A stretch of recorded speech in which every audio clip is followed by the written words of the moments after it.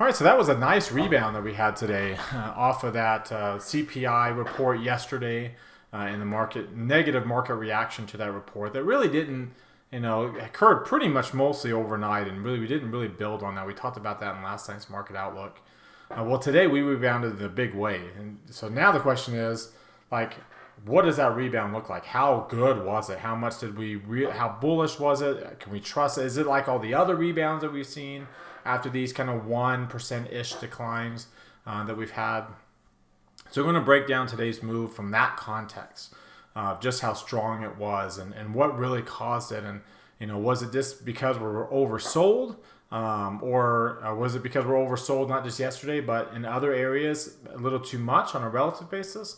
Or are we now like starting a new leg higher to the upside? Because that's kind of what we've been, this bull tag, this little pullback down. We expect that we will bounce back up like we always have been. So, can we expect that now? So we're going to break that down and see whether or not we're going to start this new leg higher, or we're going to start this intermediate decline. What's driving today's action? Some interesting moves in different asset classes today, and how the sectors moved. Which we haven't seen in a while. Today's sector's movement, we haven't seen that movement in a while.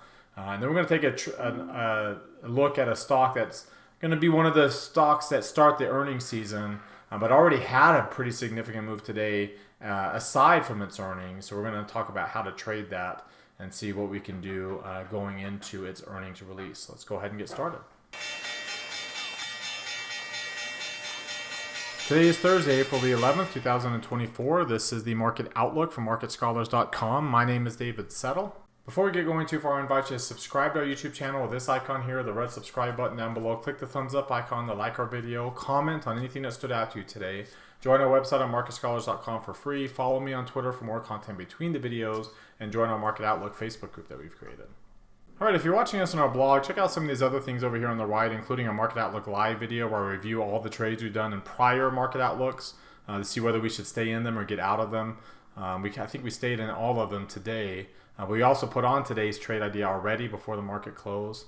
Come down to the bottom, click this heart. It opens up this tab. Hit that like button there. Same thing here. Click this thumbs up icon. It opens up this tab. Hit that like button. Again, the more you do that, it helps get our content out to all of our followers on these platforms. It's a big deal to us. That's why we always ask. Our goal is to get to 100, so thank you to those who like these day in and day out. Those who don't, you can do right now while you're watching with 1 or 2 really easy clicks. All right, let's go ahead and take a look at the S&P 500 with the market forecast indicator. You can see the bounce that we had today, good little bounce here of 0.75%, getting us back to dark green shading and a green line. So clearing the high point of this day's bull tag. Remember, that's the signal, as I've been talking about, that's the signal that we have cleared and started a new leg higher, right? When you close above the high of the bull tag day, and that's what we're doing here. Now, granted, we haven't cleared last Thursday's high point, which was this kind of first bull tag that kind of was a bull tag on the S&P. It definitely wasn't everything else. The near-term line, market sentiment line, the intermediate line is still below market sentiment, even though it's rising in bullish territory, mind you. The near-term line is still below the intermediate line. So we're still not like necessarily bullish, strongly bullish here. The momentum line is in bullish territory, but not get into the upper reversal zone, much less extreme highs. So it's a good move higher. It needs more than just this to make that move higher. We're not even a 0.5% above the 30-day moving average, which means that 0.5% of a decline tomorrow or around that can get us right back below, or 1% decline can get us pretty clearly below. So that's why you kind of need to be able to build on a single day move like this. Remember, the Dow Jones Industrial Average has been the most bearish of the major indexes. It still is. So it was actually down slightly today, underperforming. The near-term line continued into bearish territory. The momentum line's still down there too. Market sentiment line's falling. The intermediate line here is also down near the reversal zone, not quite in it. Avoided dropping into it today. So that's probably a win for the Dow. You are still dark pink shading and a red line. Pretty decent range, above average range today. Even if you finished with about as small of a loss, about as small of a move in either direction for that matter, that you could possibly get on such a big, large index like this. So really, really small move, but still bearish, right? Nonetheless, still bearish there. So that's kind of something to keep an eye on. The NASDAQ 100 also returned back to dark green shading in the green line. The intermediate line turned back up, turned up above the 50th percentile. The momentum line did get to extreme highs, up above that 90th percentile there. So that is a good sign. The near-term line already is in bullish territory. So NASDAQ 100 looking really good on a relative basis. The Russell 2000, like the Dow, underperforming a little bit, just a little bit. It was still up almost 0.75%. And the moving average was falling yesterday. It's actually rising today again. So that's why it's yellow. You're below the moving average, but it's rising, so it's yellow. When you're below it and it's falling, it's red. So we are yellow here. But the intermediate line, again, is still below the market sentiment. The near-term line is still below the intermediate line, and the intermediate line is slightly into bearish territory. So, again, a pretty bearish pattern that we're seeing on these major equity indexes. When you look at, like, developed markets, you can see a bull tag we got yesterday. We have cleared above that. Remember, the last Thursday, we're obviously not above that high. The intermediate line still below market sentiment. Near-term line still below the intermediate line. So as bullish as we are today, still not quite the reversal we need to see quite yet. I mean, again, another day or two. The emerging markets have been really bullish, continuing to show very strong. The market sentiment's above the 80th percentile. The intermediate line's above the 80th percentile. We've gotten a few kind of bearish near-term peaks. We need to see a little bit more. But you can see how we're actually on a pretty decently strong trend for emerging markets when you're looking at these different equities, asset classes here. Now let's take a look at the long-term weekly chart on the S&P, and you can see we're still kind of in this neutral candle mode. Another transition candle like we had last week. PPO still very high. It's falling, but still very high. We're hardly, it's hardly a bearish candle at all. The Dow Jones Industrial Average, remember, is the one that's really kind of shown to be more bearish with the red arrow and a pretty deep move down more than 1.5%. So, I mean, that is the kind of bearish candle that you typically see, and we'll see how that plays out here in another week or two. Looking at the 3 green arrow charts, you obviously don't have 3 red arrows again on the S&P in one day, and that's bullish when you only have it for 1 day or 2. Your Qs are back. Your Dow, again, has had it for 6 days now, so you are, again, in an intermediate decline on the Dow Jones, and then the Russell has had a second straight day, and we'll see if that turns into 3 or 4 with another down day tomorrow. That's kind of my expectation, is that today's move was just kind of an oversold bounce on these technologies or these QQQ type stocks relative to their peers, which have been outperforming them here lately. You can see the S&P has jumped up back above the 8 and 17 day moving averages, even with the MACD still falling and still below its moving average, but still above 0. And the stochastics also avoided falling into bearish territory there. If you look at, let's see here. Let's look at some of the other oscillators. Let's look at the DMI first. So the negative indicator still above 25, but the positive bounced back up above 20. So again, just briefly below 20 and kind of stopped. So again, similar to what we saw over here when we got a bear tag. We dipped below 20, bounced right back up. So a good sign there. Again, we need to see some follow through of it, getting back above 25 with the negative line getting below 25, right? That would be right. And then start trending with the move above 30. And the negative line below 20. We're not obviously there yet, but again, 1 day in the right direction is a good sign. The RSI again dipped its toe below 50, bounced back up, not above 60 yet, but at least it bounced back up, dropping below 150, minus 150 was a significant deal for the CCI. It is back up above minus 100, not quite back above 0 yet into the positive territory, so we'll see. Again, if we can build on that, but at least we're not in bearish levels, right, where we were threatening with that yesterday. Looking at the Ichimoku cloud, we still have a very strong trend. It's the only one that has a strong trend intact, as all the others have lost their strength. The Dow has no trend right now. We're in the cloud. IWM also has no trend, and you're just above the cloud. The Qs have, are well above the cloud and above both lines with a positive rate of change again, kind of flip-flopping here from negative rate of change to positive. But again, no trend again. So, we're not necessarily, trending yet. One day. But again, I think it's mostly because of, as you'll see here in a little bit, just how bullish some of these other areas have been relative to these QQQ type names. Let's look at the Bollinger Bands and the Keltner channels. We're back to the middle of the bandwidth. That bandwidth is really, really small inside the Keltner channels. So not much of a move there. Remember, the diamonds are pretty close and have the bands have broken out of the Keltner channels, and you can see the increasingly negative momentum, and you're still in the lowest quartile of that bandwidth. That is, it's increasing to a pretty decent degree there. So you're, again, a lot of the signs of are we in an intermediate decline are showing on the Dow. They're just not showing on the S&P 500, and again, largely due because of like today it was Nvidia and Apple that kind of did as well as they did. Let's take a look at the intraday moves. Big move, right? So equal low point, but a much higher high point, back up above the range. So really, really good move here on the stochastics to get back up above 50. Not quite in bullish territory, not back above the average, now that it's between the reversal zones. But at least we're not in bearish territory anymore, and we were flirting with it. Again, that's not the situation for the Dow. The Dow is in the reversal zone, so you're clearly in bearish territory with and well below a falling moving average. It's almost in the lower half of the chart itself, and that's kind of like the final confirmation. You're at intermediate decline when the average falls into the lower half of the chart.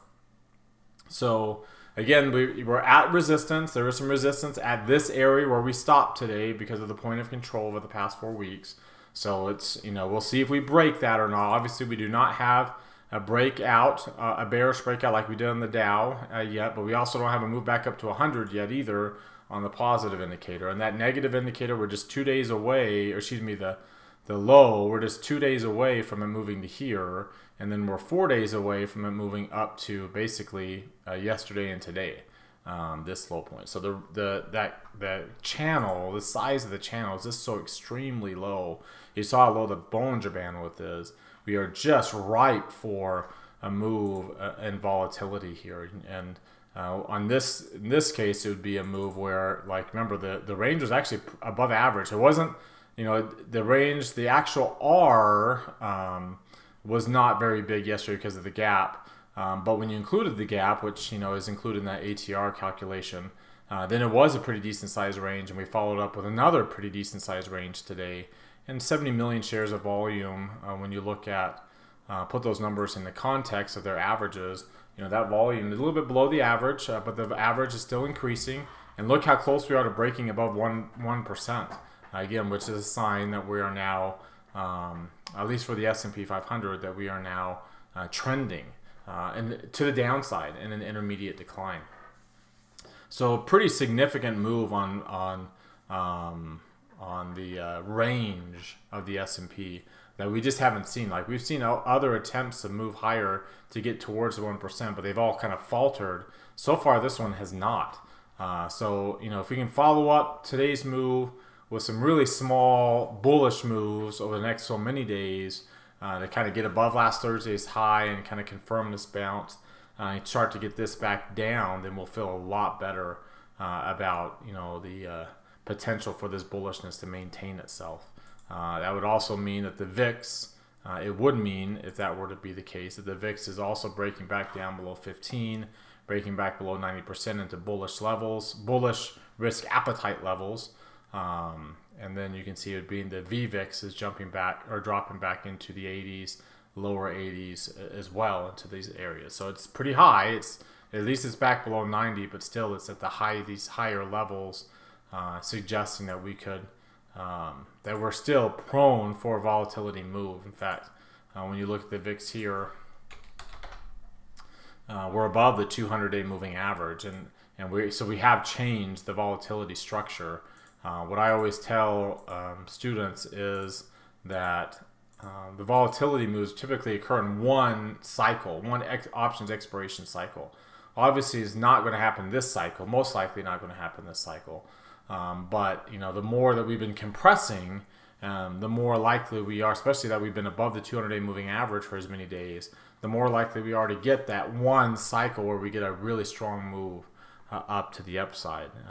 We're poised for, with the ATR almost above 1%, with the Bollinger Band width as low as it is, and the Keltner channels as tight as it is, that price channel width as tight as it is, so many things kind of just tightening up, setting us up for kind of a breakout move. And if we can avoid the bearishness as long as we can and get another breakout move to the upside and continue this move, great. Probably won't be as big of a move as what we've seen because we haven't been able to consolidate anything. But it would at least help us avoid any kind of selling in the short term for people that are averse to that.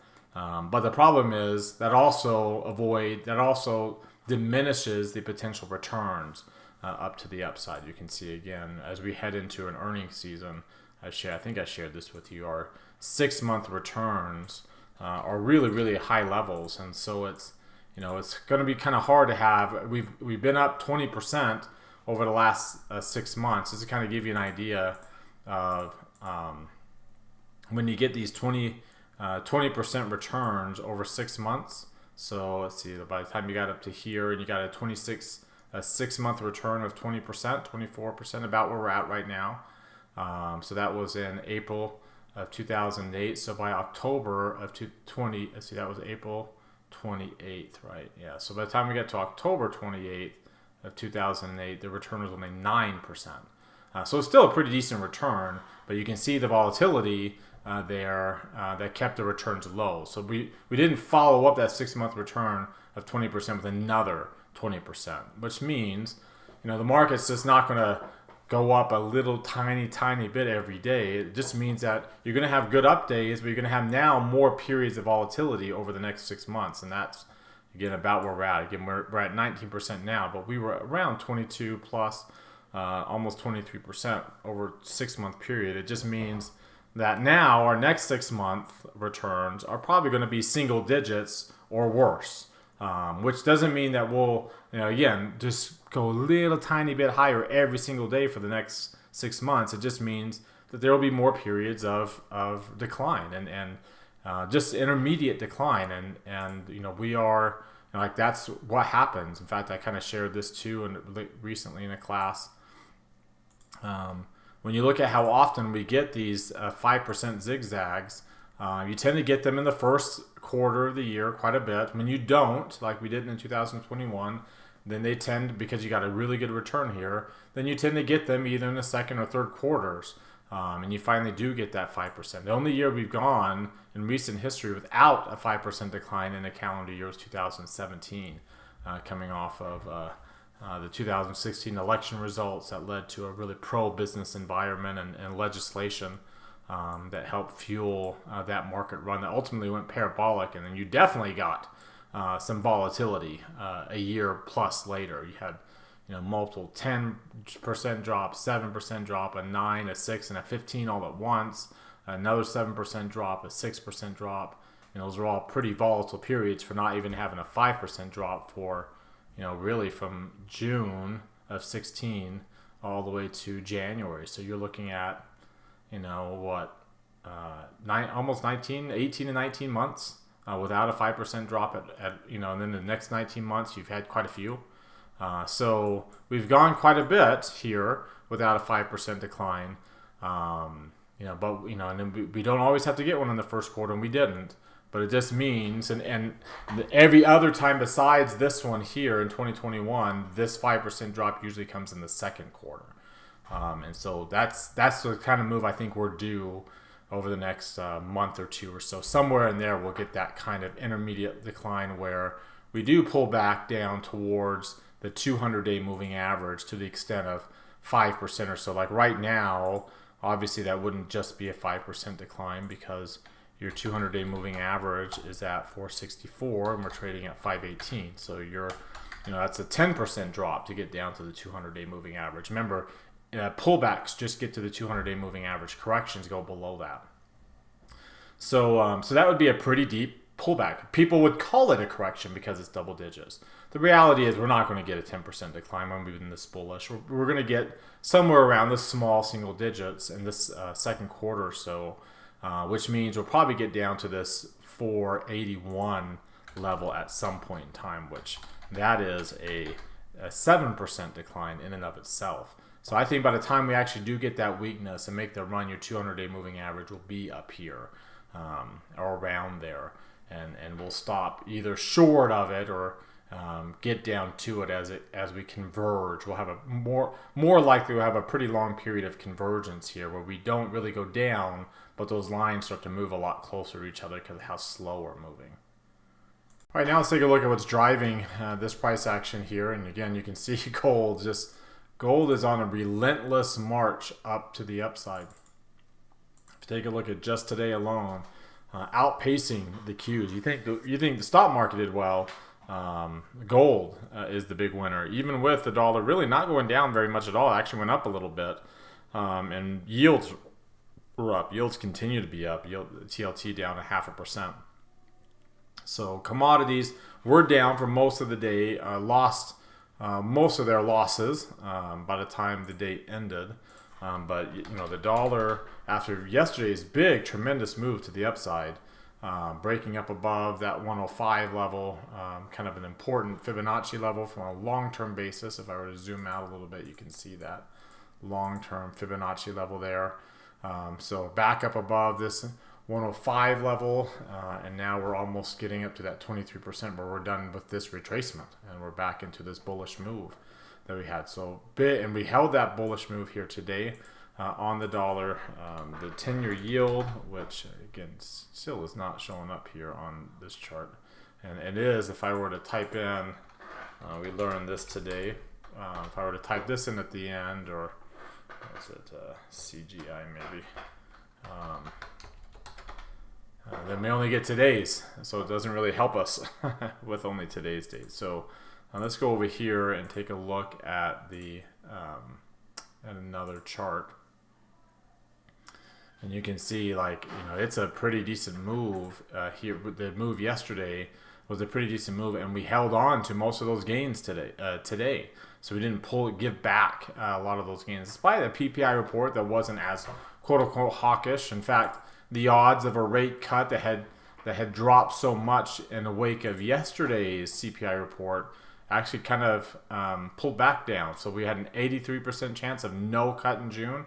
Well, now we have a 76%, but still a pretty decent probability where, just a few days before that CPI, we were at a pretty low probability of no rate cut. Now it's pretty high and continuing to move. And remember, the odds of a cut here, of no cut by the end of the year, has moved up from 0.2% a month ago up to 13 by the whole entire end of the year.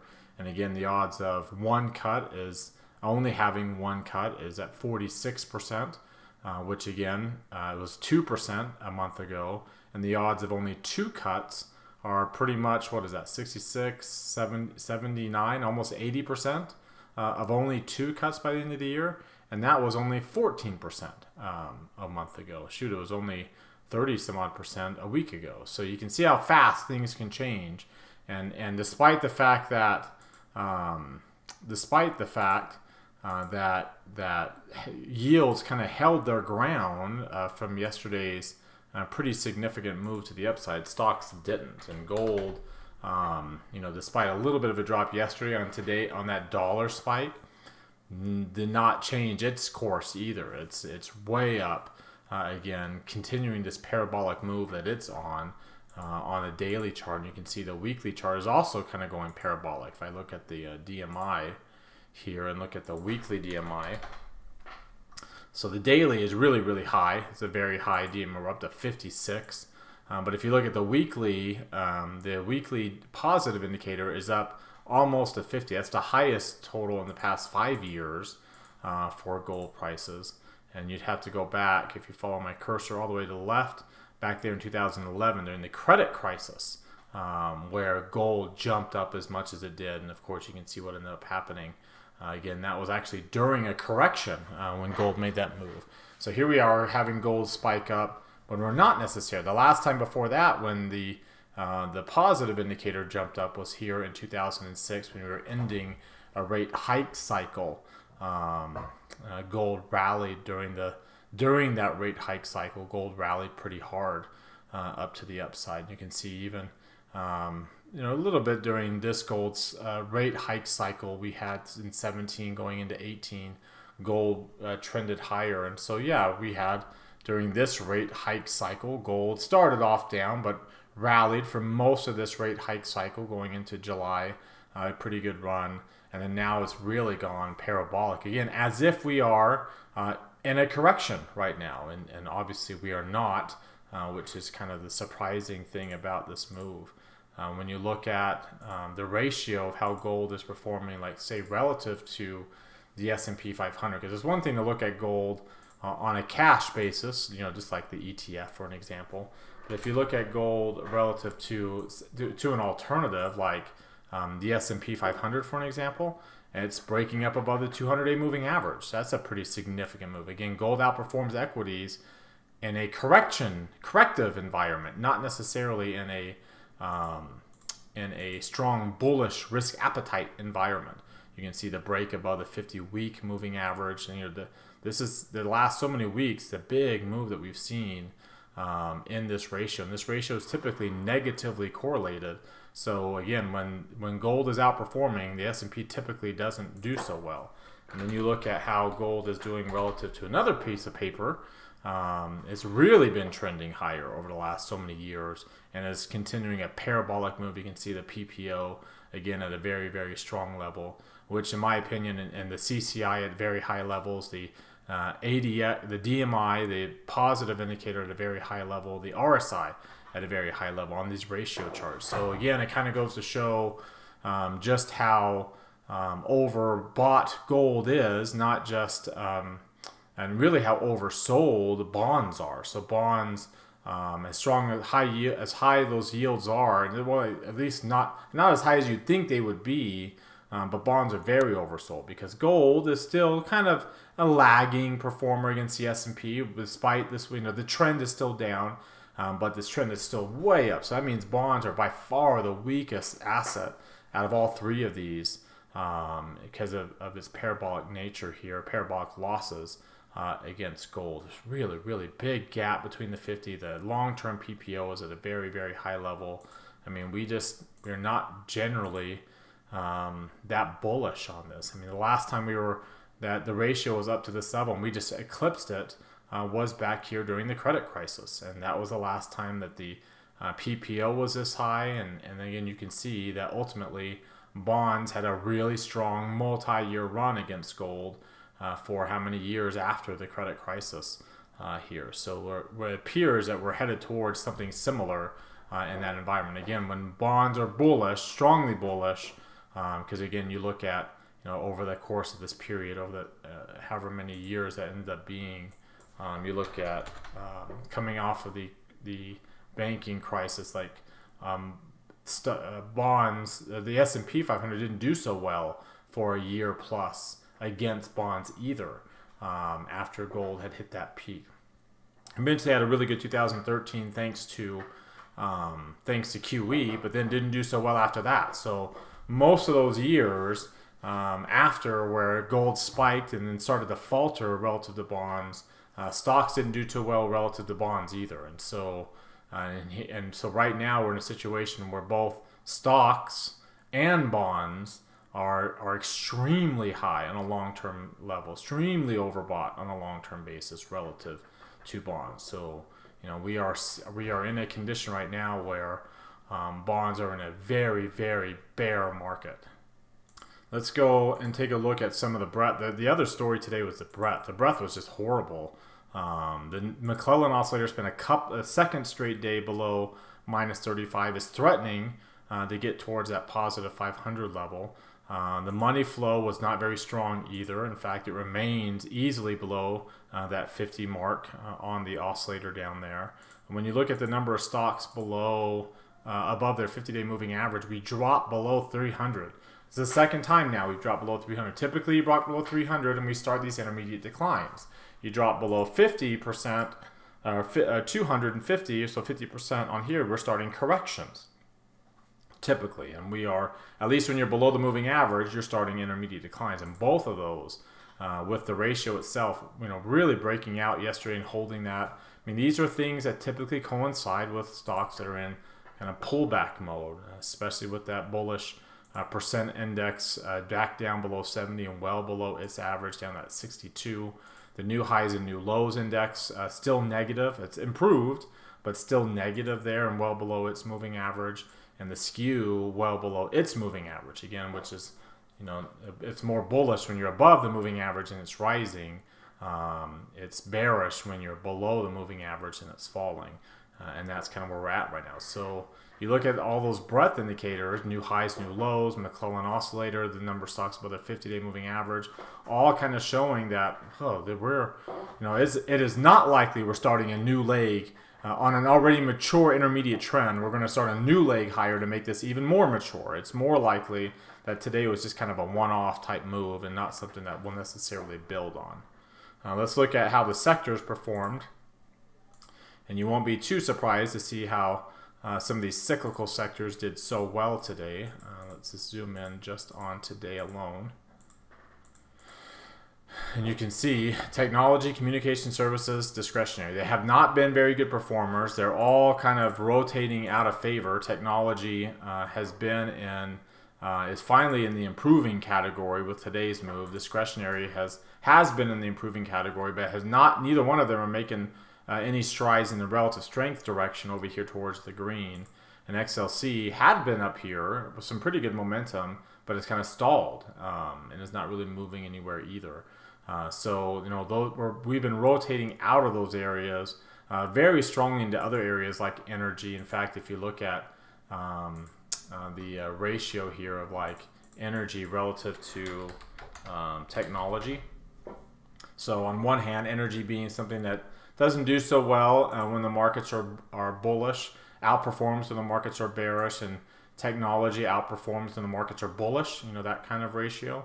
Well, if I were to go back to just the one-year chart, you can see just how bullish that we've been. And in this past month plus, energy has really taken off and has been very strongly bullish. You can see the CCI very high, the DMI got pretty high, the RSI got very high. The ratio has gone to where the correlation is not typical because now it's been very positively correlated. And it's eclipsed that's 200-day moving average. So I think today's move was just a sign of technology saying, we're the big dogs, NVIDIA, Apple, we're the big dogs.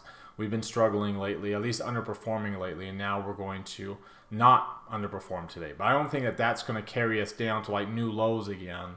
I think it's going to be more of just a short-term pause. I think the long-term trend here, this long-term PPO, as you can see if I zoom out, is making its way up to the upside, and it's going to make a run here like it did in 2022 and as this correlation moves back down towards zero, and which will ultimately mean that energy is outperforming now that it's above the 200-day moving average, and that generally doesn't outperform when we're bullish.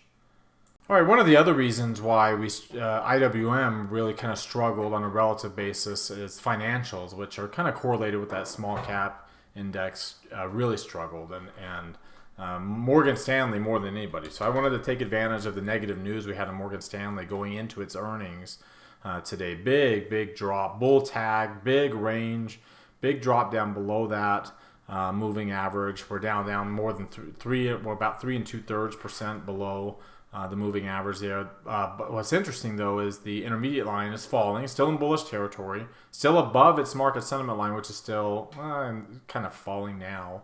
It's been kind of fluctuating between falling and rising. Flat, I guess would be a better way of saying the short-term sentiment dropped, but you notice despite how big of a move down today we got, it didn't drop down to extreme lows. And if you take a look at the intraday move, obviously it was very news driven. Let's see here. Let's look at the intraday move. very news driven here, and it occurred all at once, right? So we were kind of right above yesterday's low point. We were down, but not down very much, and above yesterday's low point before it came out, around 91.53. And just a matter of, this is a 10-minute chart, so a matter of an hour, we're down to 85. And then kind of came off that low point. So very, very quick move. Most of it occurring in 20 minutes. The last leg of it occurring the last 40 minutes there, much smaller move. But a big move nonetheless. And you notice that on this chart, it basically came down and is sitting right on the 200-day moving average and right on its point of control. A big volume node in the value area. It was trying to get out of the value area. Now we're back into the middle of it. Right, centered right on a big volume node between 50 and 200-day moving averages, but not breaking the 200 yet, at least. MACD and stochastics obviously moving lower, and a big jump in volume there, and a big breakout too of like the Keltner channels. When you look at this here, we broke down below. We were worse at the lows, but we were actually below the band. We're not below the lower band here.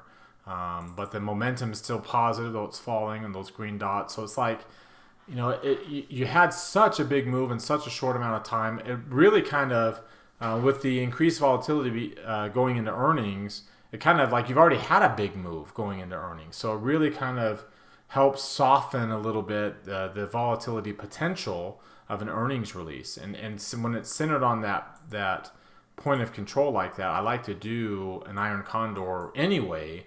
But now, especially because of the higher volatility and because we've already had a big move, the higher volatility allows me to do a kind of a lower risk than what I normally do to get my normal return. But my break evens, you can see where they're at. There's my break even to the upside. If we're breaking that break even up there, then we're trending back to the upside. If we're breaking this one down to the downside, then we are clearly moving lower below the 200-day moving average. In fact, if you look at the weekly versions of these moving averages, here, we would be below the 200-week moving average, right? It would be a clear breakdown, and we would be, looking to be directionally bearish. So I like the setup there for a quick, it'd be a May expiration, but a relatively high probability, because once that volatility comes out, again, this is a negative vega trade, pretty large negative vega compared to all the other Greeks.